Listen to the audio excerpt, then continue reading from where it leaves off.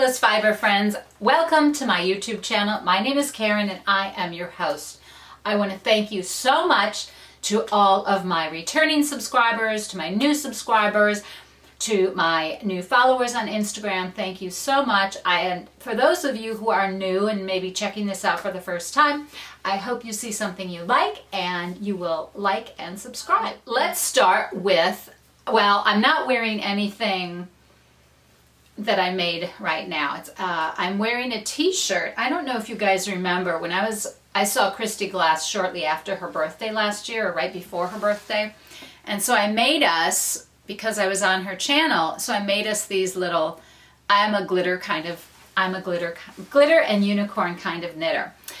So I thought I would wear that today. This crochet crown that I wore, and I just washed my hair and I don't want to flatten it out. Well, it's already sort of flat because it's pulled back. But anyway, you guys remember I showed you the crochet crown I made to wear to Stitches. So I wore it 2 days at Stitches and got a lot of compliments. A lot of people stopped me and asked if they could take pictures of it because their daughter wanted a crown, a flower crown. So I just thought I would tell you guys briefly. I'm going to turn it inside out. Well, first of all, what I did, I have mohair on me. The first thing I did is I made a lot of flowers, and I will link below to a couple of the YouTube videos that I just to get an idea of how I wanted to do my flowers. So I made a lot of the same sort of flowers and then incorporated a couple different ones. In this particular crown, I used a lot of Cascade Ultra Pima cotton, the DK weight, and I held it double. Every once in a while I held it single, but a lot of times I held it double so the flowers are very sturdy. Other times I didn't hold it double. Oh, I actually, I think like this red one here, I think it was the sport weight Cascade Ultra Pima cotton sport weight. And others I used 2 fingering weights and I'd hold them together and just mix and match colors. So I think I mentioned that to you guys before. So what I did, because quite a few people had asked me how I made this, is I crocheted just a band, right? Like a little headband. And I cast on, I don't know, 7 stitches or something, and just made a headband and kept trying it on. And when I thought it was tight enough, I sewed it up. Then little by little, I attached the flowers. And I sewed the flowers, right, directly through the band, the headband. And sometimes I would even, with the darning needle, come up through various petals to secure the petals. And part of that, and I would leave a lot of the tails hanging as I was doing this. I wouldn't cut them off right away because as I placed other flowers, some of the petals were covering a flower, so I wanted to make sure I tacked it down so that another flower was, visible or more visible. So that's what I did. And as I went around, first of all, I filled up the headband part. And then I started adding smaller flowers, saying, oh, maybe I want a few more here or here. And then I made some little leaves, right? So I made leaves. And I will attach, I will link below for the YouTube video. And then I watched it once and I thought, oh, I just sort of, a couple times I just did it my own way. But kind of following what others have done for leaves. So I don't want to go into it too much because I did talk about it before. And you guys, you must check out Catie Girl Knits, the XandO Cowl. Catie came up with the inspiration for this cowl was Catie's daughters. She was proud of them, I think for something, maybe an academic, something in school or something. And of course, a mother's love for her children. And so she wanted to call it XandO, but she wrote it XandO, so it sort of reads as XandO, which I think is really cool as well. But then if you know the inspiration behind it, you'll realize it's XandO. But I love the name XandO. I think it's very cool. So this is a super easy pattern. Love, love, love it. I was a test knitter. The pattern comes in both charted and written instructions. So if you are new-ish to either method of working color work, lace work, anything, this is color work. So if you are newish to color work and maybe you are used to reading written instructions, you might want to try the chart here. You have both. So if you get, if for some reason you're reading the chart and it doesn't make sense to you because you're new to reading charts, then you can go to the written instructions, and just double check your work and just make sure that you are understanding the chart. But it's so easy to follow. Both written and chart are super easy to follow. I think the pattern calls for worsted or DK weight, but you can really, it's pretty flexible. I used a sport weight and a fingering weight, a sport weight and a mohair lace held together throughout, and 2 different colorways, right? Because I had the blue and then this, I think it's called Highlighter by Hedgehog Fibers. And this pattern is so lovely. It's easy. It's fairly fast. I think I knit this up in a week. The baubles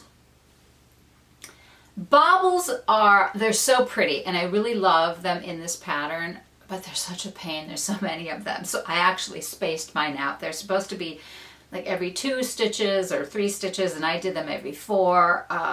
I think every 4, just because it was so many baubles. They are lovely. It's not a complaint about, because they are so pretty, but oh my God, there were so many of them. But it's so beautiful, you guys. It is just so beautiful.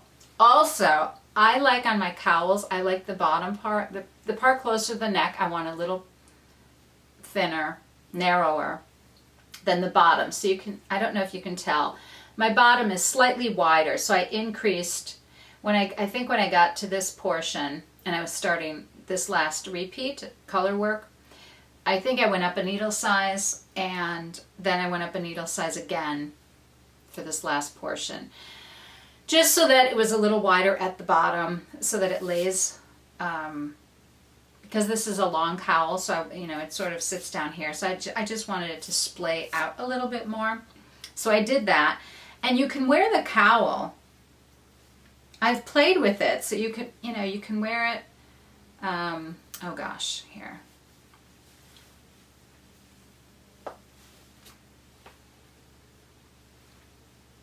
So you can actually tuck in, right? You can tuck the upper part of the cowl in so that you have this beautiful color work there. So if you're, it's exposed, it shows, and it looks very pretty.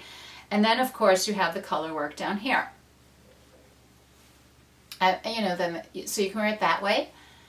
You can wear it, it's full length, right? Actually, I suppose because I caught my floats so much, and they look this is pattern, looks nice too. You could fold it over, I suppose, if you wanted to. And I also realized, for those living in super cold climates, you can make, what is it called? A snood? What are these called? You can really bundle up, and it's long enough it will tuck inside your coat.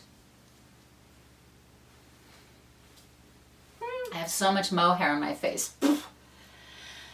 This is the wrong side of my work, and you can see that I tend to carry, I do not carry my floats very far. One nice thing about this pattern too is that the floats are pretty short, but even with that, I'm in the habit of picking up my floats like every 3 stitches. So I've just gotten the habit of doing it, so I continue to do that. I also, because a couple years ago when I first tried color work, my floats were too long and I was struggling with my tension. And so when I saw how Fair Isle is knit where you pick up your floats frequently, I thought, well, let me try that and see if that impacts in a good way, positively impacts my color work tension. And it seems to. So I've just gotten in the habit, and I'm a continental knitter, but when I do color work, I use both English and continental. I've just gotten in the habit of doing you know, when I'm doing color work, I just do it Fair Isle style, I guess it would be called, because I'm picking up the floats frequently. And also, I like how pretty it is. Now you can see there were a couple places where I carried floats a little bit longer, but for the most part, I pick them up frequently. And you can sort of see then the patterning. Just check out the Ravelry projects page for this XandO or XandO cowl, and you'll see all the different options that the other test knitters did as far as color work and the yarns that they used. So this is a great, super great project, and I highly recommend doing it. It's fun, it's easy. Who doesn't love a good heart, right? The hearts are so cute. I really want to thank Catie so much for including me in the test knit. I really loved the platform that she used. I will link it below, or I'll write it here. There was a platform that worked really well for all of the test knitters to communicate. So that was really cool. I was unfamiliar with that platform, and it worked really well for group chats, and we could upload our pictures and share, you know, our test knit or any comments we had. So that was really cool. So that is the XandO, the XandO. Check it out. Okay, my first whip, works in progress for anyone who might be a new knitter or crocheter, is a crochet. It's going to be a crochet like shawl or scarf.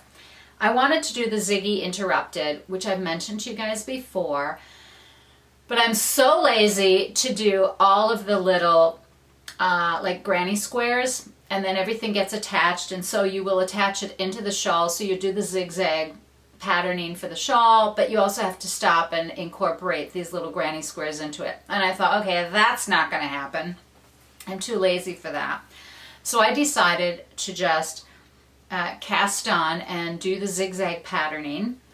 And I'm using, I started collecting mini skeins to make the Ziggy Interrupted, which I still may make at some point, but right now I thought, oh my gosh. And actually, you guys, remember I told you I was starting the Lost in Time crochet shawl, because I've had that on my hit list for like 2 years.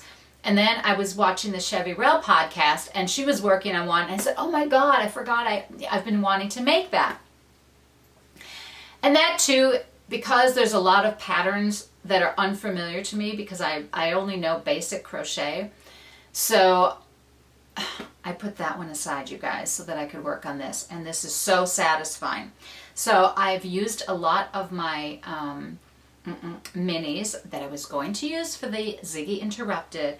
And this is what I've got so far.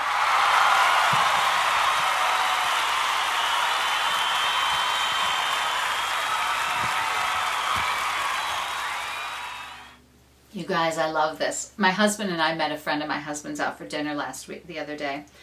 And I was, you know, I took this and I was able to crochet and still chat. I mean, I had to pay a little bit of attention, making sure that I didn't, you know, stab into the wrong stitch. But it's so easy. There are a couple little things that you do on the ends that it was something new to me. You, I forgot what it's called. You do a double crochet, but you wrap and pull through 2 stitches, but you do not complete the double crochet. And then you double crochet the next stitch and do the same thing, where you wrap, pull through 2 stitches, and leave that stitch on the hook. So now you have 3 stitches on the hook, and then you wrap and pull them through all 3. And I'm not exactly sure why it's done on the end, but it must have something to do with this angle, that it helps keep that angle, is my guess, because you do it both at the end of the row and then when you turn around to work the next row at the beginning. So it's always done on both ends. It's the end and beginning of the row. So I'm really loving this. I'm making great use of, and I have leftovers from other projects. I'm incorporating things into this. Actually, I was going to make this for myself, but a young woman, she's in her 30s, early to mid 30s, And she house sits for us when we go on big trips. She lives in another state, and you know, we'll fly her out here, and her boyfriend sometimes comes, and they babysit for the dogs and watch the house and the fish and everything else. So she was diagnosed with breast cancer about 2.5 years ago. She had a double mastectomy, and last year the cancer came back. I think there might be something about too much estrogen or something, and so now she may, anyway, you know, we're not super close friends, but our families know each other because her parents, when they first got married and bought a house, it was right around the corner from my family's home. And so we knew, actually I knew her parents first and then this young woman. Anyway, so I reached out to her the other day, just checking in. How are you doing? How are you feeling? How's treatment going? You know, are you feeling any better, stronger? So we were just exchanging a few messages, and she said, oh, I feel bad that I haven't really done much knitting or crochet, because I had sent her, when I found out that she was going to have to go through treatment again, I sent her a little care package of knitting and crochet tools and yarn and things, and suggested, because we know the therapy and benefits of, you know, being focused on something to help take our mind off of other things. And it would be, you know, I thought it'd be relaxing and that. So I said, oh, don't feel bad at all. You know, you're working, you're going through treatment, and you know, I mean, and then when is home, she said she's just dog tired.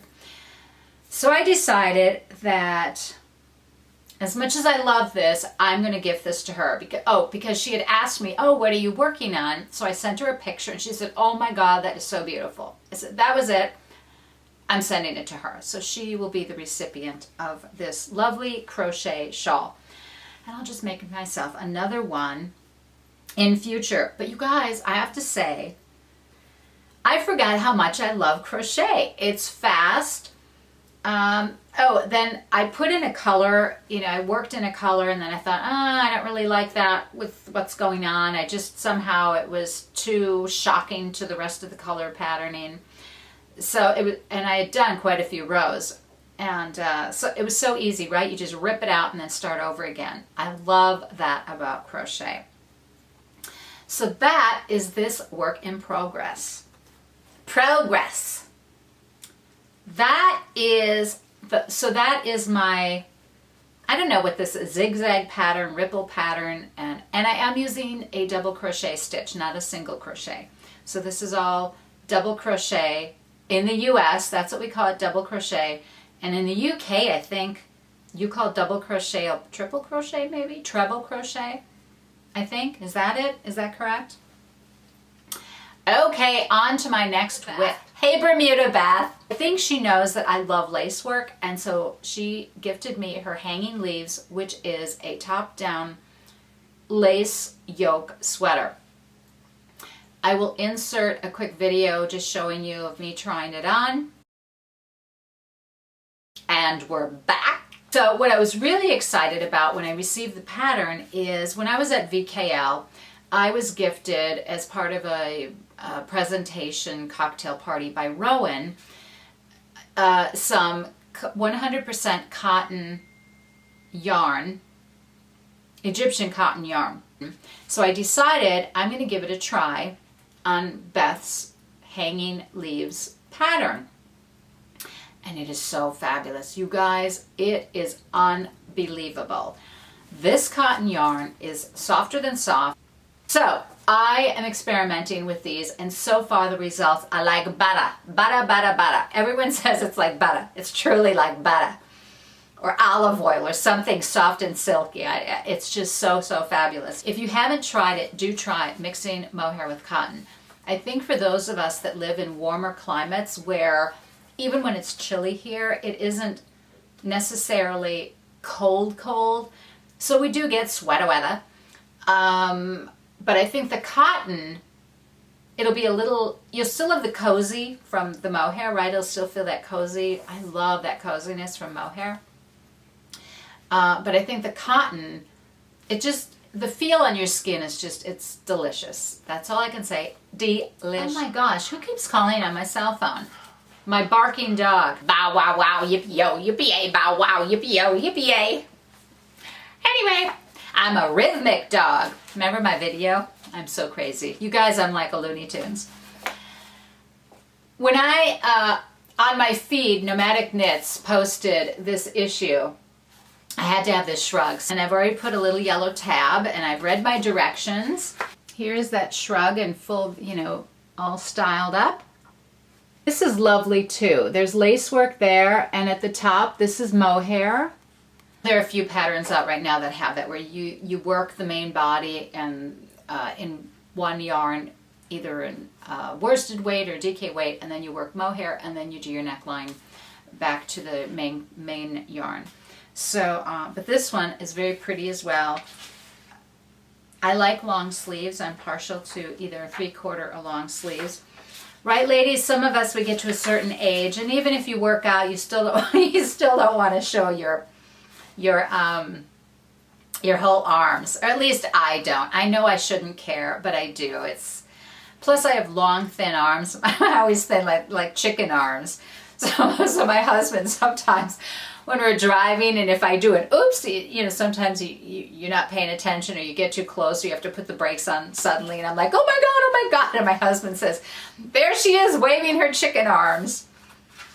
You know, and speaking of aging, let me tell you, you guys, I used to have the most beautiful eyebrows when I was younger, and even 10 years ago, and alopecia runs in our family. I know my sister has had problems, and her son has a problem. My sister lost all of her eyebrows and a lot of her hair. Her hair has grown back, her eyebrows never did. Well, my eyebrows, I've lost half my eyebrows. They're so sparse and bald in patches, and it's so annoying. I know there are worse things, so I'm just kvetching a little bit here. But it's just, you know, I think, gee, my eyebrows used to be so pretty, and now I got to pencil and draw them in or use powder or something, because I just don't have the brows I used to have. But oh well, such is life. I have knitting, I have crochet, I have fiber. This is another beautiful top. Yeah, why worry about anything else, right, when we have our fiber? This is a beautiful book, and the photography is beautiful. So there are a few other, you know,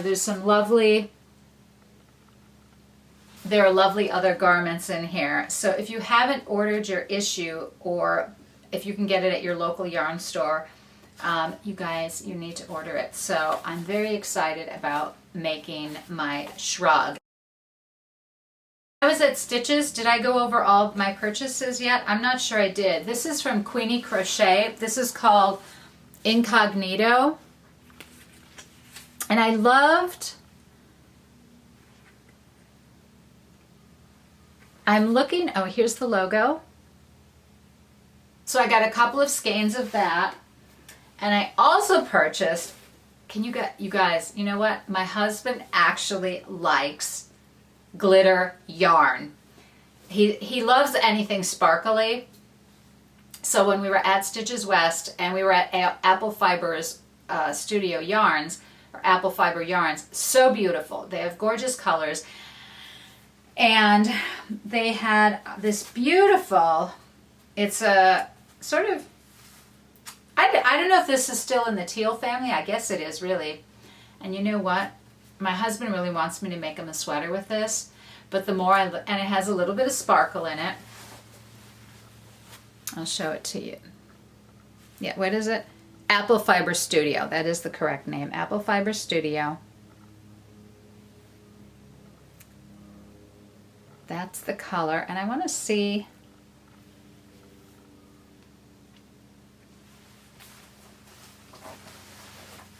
I love the yarn. And I told my husband, and I said, really, you want a sweater with some sparkle in it? And he goes, well, I don't want the sparkle to be too prominent, but he says, yeah, it's kind of cool to have a little bling. I guess that's why he loved the way Stephen B was dressed, because he just thought, you know, he says, wow, he's out there. And my husband likes things that are out there. He likes unexpected things.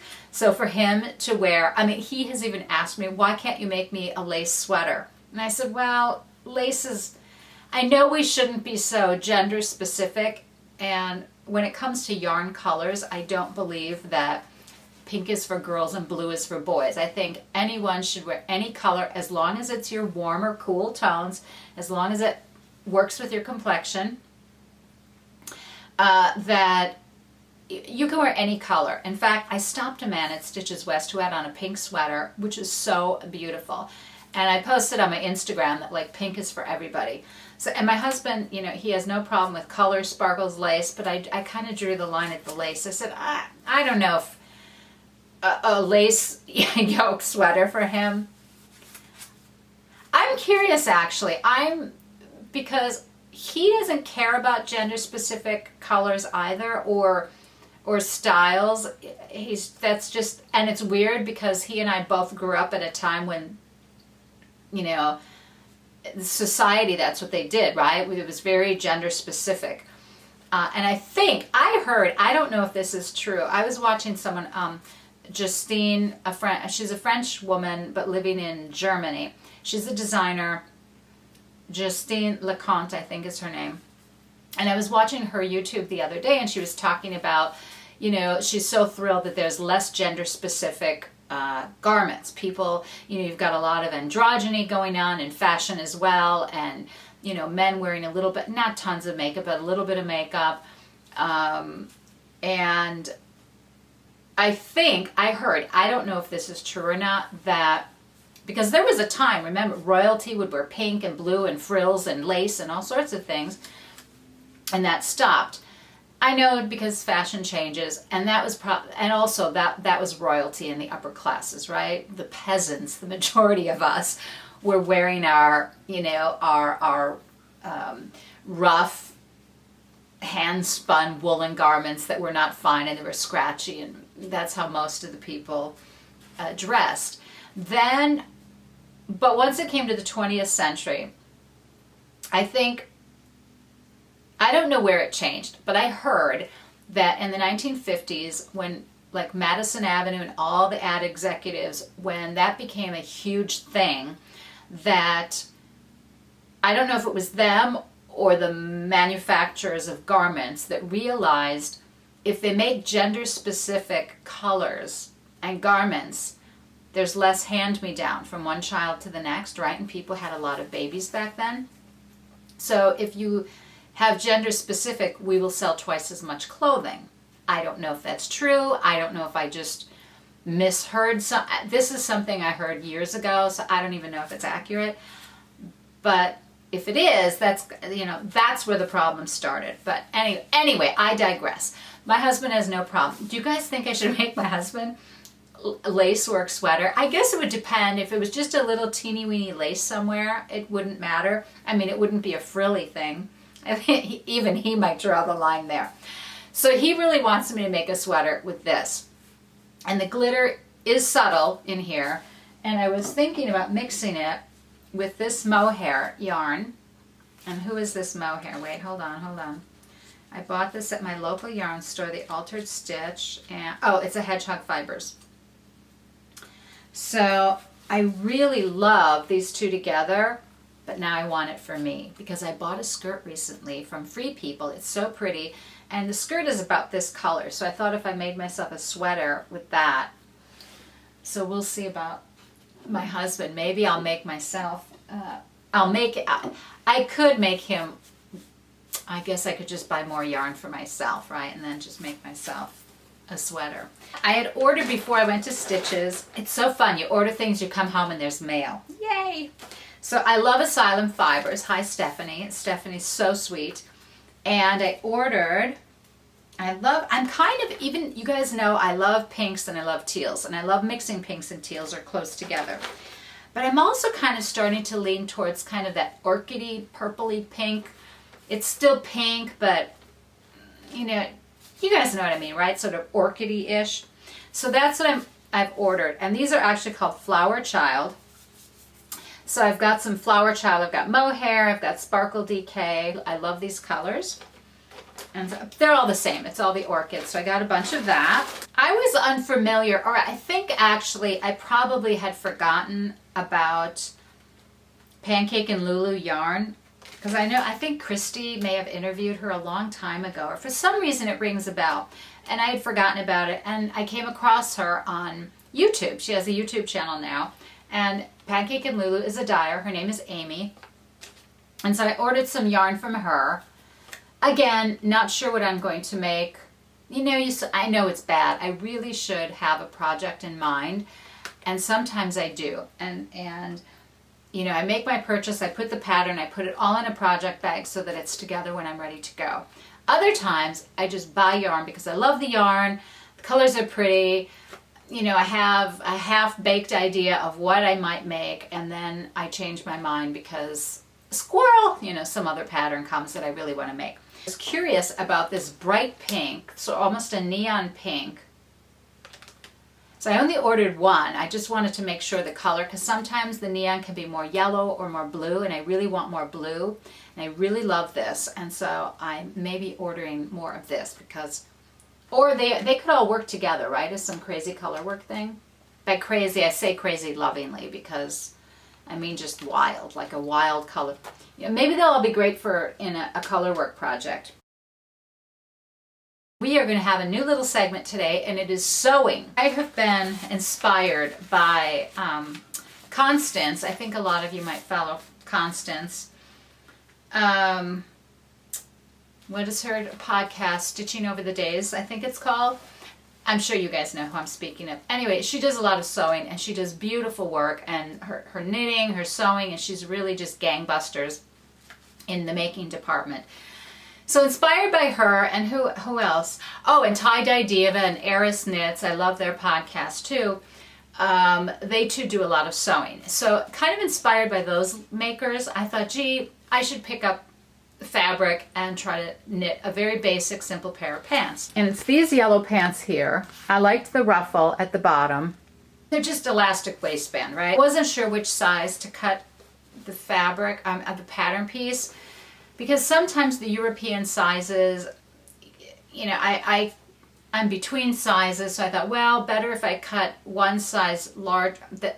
Usually I would take the smallest pattern size in a sewing pattern. Burda, I think, is a European pattern company, so I was a little concerned about the sizing. So I cut out one size larger than the smallest size, and I thought, if worse comes to worse, I can always do the seam, make the seam allowance a little larger, and then just remove that extra fabric. It says they're super easy. That's why I bought them. But I don't know if Burda, there was something about the instructions for me, and again, probably because I'm not a sewist, I felt like there wasn't enough instruction, and some of the photographs, I don't know, there was something I couldn't quite get right. But now that I'm thinking about it, I guess it's just, I haven't made pants in I haven't sewn a pair of pants in many years. And even back then, I just made pajama pant bottoms because my husband wanted flannel pajamas and we couldn't find anything he liked, so I made pajama bottoms. So that's really, and no pockets. So, anyway, so here are my pants. If I remember, I'll take a picture later and insert it, but otherwise I'm not going to bother putting them on. I have not yet finished the hem. I'm not going to do the ruffles since these are, and they're going to end up being a practice, that I'm not going to do the ruffle. And what's interesting is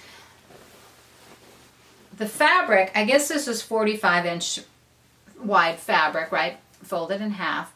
So when I laid out my pattern pieces, right, the instructions tell you whether it's a 45 or 55 or whatever the other dimensions are. Here's how you lay your pattern pieces onto the fabric. And it said if you're using 45-inch with fabric, lay your pieces in such a way, but for that ruffle section, the way they showed it, it extended beyond the edge of the fabric. And I thought, well, how can I cut this out if it's going beyond the edge of the fabric? So then I thought, oh my gosh, I'm going to have to go buy another piece of fabric that's 55 inches width so that I can use these pieces. So that became a whole thing. So I decided that this here is just going to be a practice pant, as I said. So then I'm partial to French seams. I followed a tutorial on using a French seam with pockets, and I messed that up. So with these pants, I decided to go without the pocket and just do my French seams. Here's my French seam. I couldn't figure out how to do the French seams for the crotch area, so I just did a regular, I followed the instructions, but now I've got, and I used a pinking shears to cut so I'd have less fraying of the fabric. But I don't like that seam is just a raw edge, and so I guess if I had a serger, although I do think there is, in the digital stitches, I think there is a way to sort of serge, not quite serging, but there's a way to secure those raw edges. My first sewing project that I'm introducing on this channel is not very successful. Maybe I was tired. I was working, that's my excuse. Maybe I was tired, and that's why I made a mockery of these pants. And then, you guys, when I first started these, I was such a duh. I did my seams, it says do the front to the back, and then instead of, I sewed them together incorrectly, and I had done the French seams. So now I've got the shape of a skirt, and I'm saying, where are my pant legs? Where are my pant legs? I just wasn't paying attention, so I had to rip out the French seam. And anyway, and then I'm okay, fine. So now I got my I was able to stitch the pant legs together. Oh, but something, maybe one of you guys can tell me. Sewing this, I don't know if it's the fabric, my tension, the bobbin, I'm not sure what it is, but as I sewed and I got towards the end, my fabric was a little bit runching up, and so at the end, instead of securing, right, you do the back stitch a few times to secure the end of your sewing and the beginning, but at the end, and I didn't do that because I was able to, I would take the seam and do this, and the fabric would straighten out. So my threads were just cinching up ever so slightly, but by the time you get to the end of a pant leg, it was significant. So I don't know why that was. Maybe someone can leave a comment and tell me why that was. Okay, I think that's it for today. So thank you so much to those of you that encourage others of us, to pick up sewing needles, to do sewing, to do other, even crochet. I haven't crocheted in many years, except to do my crochet edging, but I haven't really crocheted an item. So I'm really grateful to all the crocheters out there who do encourage us knitters to pick up the hook and start hooking once in a while. I'm hooking, baby! Thanks for watching. Have a super great weekend, and we will catch you next time around. Bye!